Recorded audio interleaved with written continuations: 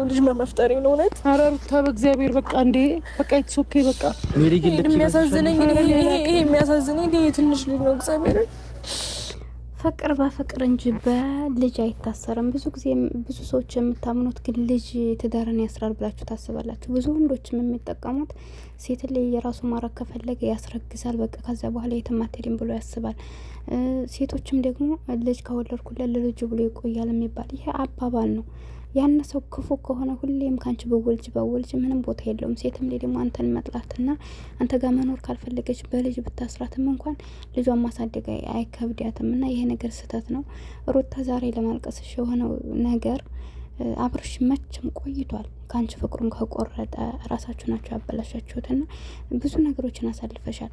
የመጀመሪያው ልጅ ሀረገዘችባት ሰዓት ጀምሮ እንደዛ ደም እንባ ሲያስለቅሳት ነበርና ከዛ መማር ነበረብሽ። ይሄኛው ልጅ ሳያድግ ድጋሜ ልጅ ከማርገዝ ይሄኛው ልጅ እያሳደግሽ ራስሽን በቃ ጠንካራ ነሽ እንባሽን ማበስ ነበረብሽ። እና ብዙ ጊዜ ከሩታ ልትማሩ ይገባችኋል ጥንካሬንም። አሁንም ደግሞ ልታለቅስበት የቻለችው አብርሽ እንግዲህ በግድ ነው ከቤቷ ሄደ። እንግዲህ እሱ እያለ ያለው ስናረግ ራሱ ማውቀው ታሪክ የለኝም፣ አንዴ ያጠጥሳኝ ነው አንዴ ምንድነው ነው የሚለውና የእሷም እጅ አለበት። ምክንያቱም አንዳንድ ጊዜ እንደነገርኳቸው እሷ ልጅ ትናንት አሁን ራሴ አሳድገዋለሁ ስትል ነበር። ግን ደግሞ ልጅ ማሳደጉ ብቻ ሳይሆን እንዳለችው ከማይሆን አባት ላይ አባት ይሄ ነው ወይ ብሎ የሚጠይቅ ጥያቄ አለብንና ብዙ ጊዜ ማንኛችንም መውለድ ያቅቶን አይደለም። ግን ደግሞ ምን አይነት ሰው ነው ለልጆቻችን አባት? ነገ ጧት አብሮን ይቀጥላል መቀጠሉን አላህ ነው የሚያውቀው። ግን ደግሞ ቢሆንም ነገ ጧት ልጆቻችን ከእንዴት አይነት አባት ነው የተወለደው ብለው እንዲያዝኑብን አንፈልግም። ምንም ቢሆን አላህን የሚፈራ ሰው መሆን አለበት። ምንም ቢሆን በቃ ከሰው ይልቅ ፈጣሪውን መፍራት መቻል አለበትና እንደዚህ ጋር ወጥ ሰዎች እውነት ለመናገር ለእናንተ ሳይሆን ለልጆቻችሁ መከራ ናቸውና አላህ ይጠብቀን። አሰላሙ አለይኩም ወራህመቱላሂ ወበረካቱ። ወድና የተከበራችሁ የቻናል ቤተሰቦች እንዴት ናችሁ? ደህና ናችሁ ወይ? እኔ ያለው አልሐምዱሊላህ። ለቻናል አዲስ ከሆናችሁ ላይክ፣ ሼር፣ ሰብ እያደረጋችሁ አበረታቱኝ። እኔ በነገራችን ላይ እንደዚህ አይነት ነገር ሳይ ስሜታዊ ሆኜ ነው የምፈርደው እና አደድ ያለውኝ ሰውን ክፋት ሳይ ማለት ነውና ሴቶችም ደግሞ እንደነገርኳችሁ ታናዱኛላችሁ። ምንም አይነት ጠንካራ ሴቶች ናቸው ብንላችሁ ስህተት መስራት አለ፣ ስህተት እንሰራለን። እኔም ነገ ጧት የሚጠብቀኝን አላውቅም። ነገር ግን የምነግራችሁ ነገር ያንን ሰው በፍቅር ማሸነፍና በፍቅር መያዝ ካልቻላችሁ በልጅ አስራችሁ ልታስቀምጡት አትችሉም። በቃ እያያችሁት ነው እንግዲህ ለልጁ እያለ ከቤቷ ሲሄድ ነበር። ልጅ አንድ ሊወልዳችሁ መለያየት እንዳልኳችሁ በጣም ከባድ ነው። ልጅ ወልዶ መለየት ድጋሜም ሌላ ስህተት እንዲሰሩ ያደርጋችኋልና የበፊቱ ጉዳታቸው አንሱ። አሁን እንግዲህ ልጅ ባይኖራቸው ምናልባት ከሩታ ጋር ባለፈው ፍች እንደፈጸሙ እንግዲህ ከዛ ወዲህ የመገናኘት እድሉ አይኖራቸውም ነበር። ግን ልጅ ስላላቸው ልጅና ያለው በሚል ተልካሻ ምክንያት ከቤቷ እየተልከሰከሰ እንግዲህ ሴት ናት እንደዛ እንዲህ አይነት ስሜት ውስጥ ገቡ። ፍቅር የሚባልም ነገር ስላለ ከዛ ላይ ደግሞ ሩታ አብርሽን እንደምትወደው ሁላችንም እናውቃለን። የመጀመሪያው ሰዓት ላይ ሲገናኙ ከሱ ይልቅ እሷ ናት አፍቅረው የነበረው አይታችኋል አይደለም? እና ስለዚህ ደግሞ ሰው ማንኛችሁም ብትሆኑ ትናንትና እሾህ አስወግቷችሁ፣ ትናንትና አስከፍቷችሁ፣ ትናንትና አስለቅሷችሁ፣ ትናንት አንገታችሁን አስደፍቷችሁ በተቸግራችሁበት ሰዓት ላይ አንገታችሁን ያስደፋችሁ ሰው ነገም ድጋሚ እሱ ጭን የምትል ከሰከሱ ከሆነ መልሶ ከዛ የበለጠ ይሰብራችኋል። ትናንትና እንዳልኳችሁ አንድ ስህተት ነው፣ ችግር የለውም ትወጡታላችሁ። አንድ ስህተትም ስለሆነ ሩታ እንግዲህ የዋግብታው ነው በትዳር ያገባችው። በነገራችን ላይ ባሏ ነው። ግን ቢሆንም ባላይ በድልም ሚስት አበድልም ቀለበት ልብን ያስራል አይደለም። እንዲሁም ደግሞ እሷም ኃላፊነት አለባት። እንዲነገርኳችሁ ዛሬ በግድ ከማርገዝ ከሱ ጋር ትናንትና ብዙ ጊዜ በቃ መልሶ እዛው ቢሆንም እንኳን ግን ብዙ እድል አሳልፋለሁ። የሩታን ብትሆን በቃ ይብላ ብዙ ነገሮች ወዲያ ሲሉ ወዲህ ሲሉ አይደለም ይስል። እናንተ ቆርጣችሁ ማቆርጡ ከሆነ እልህ አትጋቡ። እነዚያ ሰዎች ጋር መጥፎ ቃላቶችን አትወጣጡ። እነዚያ ሰዎች ጋር በልህ የማይሆን ነገሮችን አታድርጉ።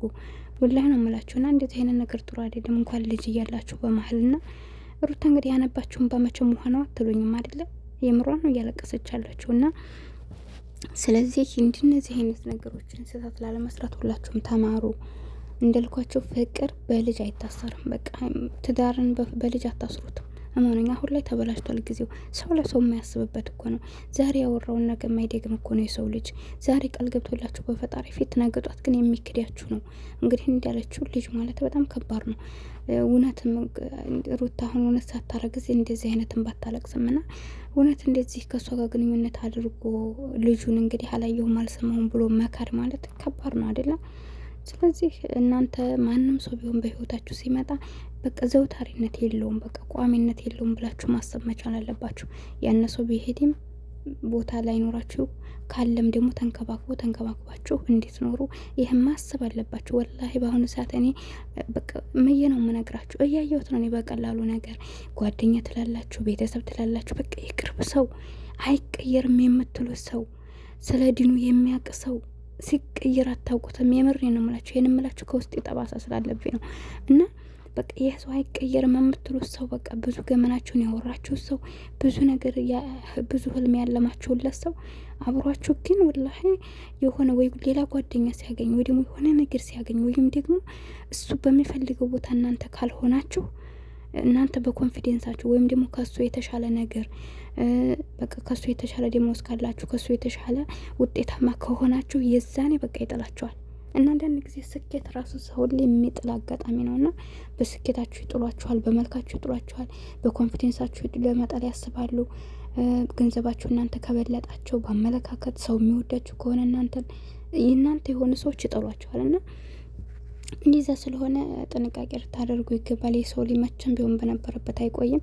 አንድ ቀን መቼ ትቶን እንደሚሄድ ስለማናቅ ብዙ በሰው ላይ 100% ማድረግ የለብንም። እንዲሁም ደግሞ ትዳር ከሆነ ትዳር በአንድ ሰው ግፊት ሳይሆን የሚሆነው በሁለት ሰው ነው እና ሄርሜላ ባለፈው ራሱ ለቀቅ ያለች ለሄድ አንቺ የምትፈልጊው ከሆነ ምናምን ባለቻት ታይም ላይ እሷ የእውነት እንደዚህ ከአብርሽ አርግዤ በእርግዝና በልጅ ምክንያት ይመጣል ብላ ከማሰብ ሩታ ራሱ በዛኔ ሄርሜላ ወጣለሁ እያለች ስትል በቃ በደንብ ሄርሜላ ወደ ህይወቱ ከመግባቷ በፊት መጠንከር ነበረባት። ክፍተቱን እየሞሉ አብረው ለመሆን መጣር ነበረባቸው።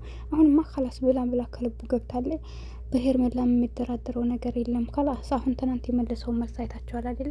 በጣም በቃ የመጨረሻ ህይወታቸው ከሩታ ጋር የሚመለስበት ምንም ምክንያት የለው። ጥሩ ምቾት አግኝቷል ማለት ነው። እና ወንድ ልጅ ሰላም የሚሰጠው ሰው ይፈልጋል። ገባችሁ? ስለዚህ በእርግጥ የዚህ አይነት ወንድ ዛሬ አንዱን ነገ አንዱን የሚላይ ነው ወንድ መቼም ህይወቱ አይስተካከልም። ገብቷችኋል አይደል? እና አላህ ሂዳያ ይስጠን ሁላችንም። ግን እንዳልኳቸው የሰው ልጅ ከአንድ ስህተት ይማራል። ድጋሚ ስህተት ላለመስራት አትሞክሩ። ልጅን ያለባት ማሳደግ እና እንግዲህ ሩታ ያለሽ አማራጭ ማልቀስ ብቻ ሳይሆን ልጅ ምን ይሆናል ብቻ ሳይሆን ትናንት ከማረጋችሁ በፊት ይህን ነገር ልጅ ነገጧ ብንጣላ ያንን እንደዛ በደንብ አላሳደግኩም ትናንት ባረገዝኩ ሰዓት ከጎን ያልቆመን ብለሽ ማሰብ ነበረብሽ። ቢያንስ ይሄ ልጅ 2 አመት 3 አመት እስከሚሆነው አብረሽንም በደንብ ያለውን ነገር ኖርማል ሆነሽ ማጥናት ነበረብሽ። ልክ ከሆነ ደግመሽ ትወልጃለሽ፣ ካለበለዚያ ደግሞ ልጅሽን እያሳደግሽ የራስሽን ህይወት ትኖሪያለሽ። እና ደስታ እንግዲህ በዛኛው መልኩ ላንቺ ስለ እያለ ብዙ ነገር እያረገ ነው። እውነቱን ከሆነ ለምን ደስታን ተቀብላ አትኖርም ብዬ አስባለሁ። አንዳንድ ጊዜ አንዱ በጥፊያ ብሎ ሲሄድ አንዱ ደግሞ እና የኔ ቆንጆ ብሎ ይንከባከብሻል። እና የሚንከባከባቸውን ሰው ብትመርጦ የተመረጠ ነው። ይህን ያልኩበት ምክንያት እንግዲህ እኔ በሁለት አንግል ነው የምመርጠው። ሁላቸውንም ሜዲያ እስከማውቃቸው ድረስ ለእውነት ነው የምቆመው። እና ብቻ ተማሩበት ውድ ቤተሰቦች። ስህተት ካለብኝ